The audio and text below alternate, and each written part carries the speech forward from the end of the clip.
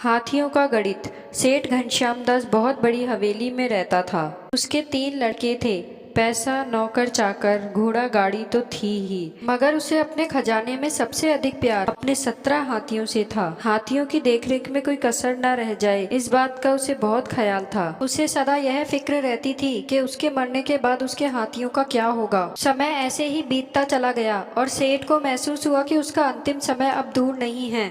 उसने अपने तीनों बेटों को अपने पास बुलाया और कहा कि मेरा समय आ गया है। मेरे मरने के बाद मेरी सारी जायदाद को मेरे वसीयत के हिसाब से आपस में बांट लेना। एक बात का ख्याल रखना कि मेरे हाथियों को किसी भी किस्म की कोई भी हानि न हो। कुछ दिन बाद सेठ स्वर्ग सिधार गया। तीनों लड़कों ने जायदाद का बंटवारा पिता की इच्छा अनुसार किया, मगर हाथियों को लेकर सब परेशान हो गए। कारण था कि सेठ ने हाथियों के बंटवारे में पहले लड़के को आधा, दूसरे को 1/3 और तीसरे को 9वां हिस्सा दिया था। 17 हाथियों को इस तरह बांटना एकदम असंभव लगा। हताश होकर तीनों लड़के 17 हाथियों को लेकर अपने बाग में चले गए और सोचने लगे कि इस विकट समस्या का कैसे समाधान कहूँ। तभी तीनों ने देखा कि एक साधु अपने हाथी पर सवार उनकी ही ओर आ रहा है। साधु के पास आने पर लड़कों ने प्रणाम किया और अपनी सारी कहानी सुनाई। साधु ने कहा, अरे इसमें परेशान होने की क्या बात है, लो मैं तुम्हें अपना हाथी दे देता हूँ। सुनकर तीनों लड़के बहुत खुश हो गए। अब सामने 18 हाथी खड़े थे। साधु ने पहले लड़के को बुलाया और कहा कि तुम अपने पिता की इच्छा अनुसार आधे यानी 9 हाथी ले जाओ। दूसरे लड़के को बुलाकर उसने 1/3 यानी 6 हाथी दे दिए। छोटे लड़के को उसने बुलाकर कहा कि तुम भी अपना 9वां हिस्सा यानी 2 हाथी ले जाओ। 9 जमा 6 जमा 2 मिलाकर 17 हाथी हो गए और 1 हाथी फिर भी बच गया। लड़कों के समझ में यह गणित बिल्कुल नहीं आया और तीनों साधु महाराज की ओर देखते ही रहे। उन सबकी इस हालत को देखकर साधु महाराज मुस्कुराए और आशीर्वाद देकर तीनों से विदा ले अपने हाथी पर जिस दिशा से आए थे उसी दिशा में चले गए। इधर यह तीनों सोच रहे थे कि साधु महाराज ने अपना हाथी देकर किस सरलता और भोलेपन से एक जटिल समस्या को सुलझा दिया।